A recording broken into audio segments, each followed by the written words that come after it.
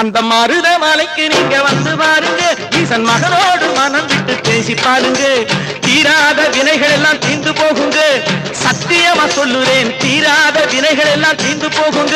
அது தீராவிட்டால் வந்து என்னை கேளுங்க, அது தீராவிட்டால் வந்து என்னை கேளுங்க. மருத மலைக்கு நீங்க வந்து பாருங்க. மருதமலை முருகனுக்கு, மருதமலை ஆண்டவனுக்கு, மருதாச்சலமூர்த்திக்கு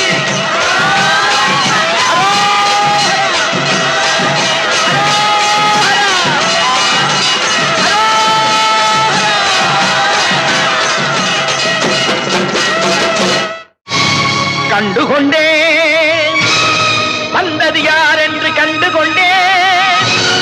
வண்ணமயில் வடிவில் இங்கே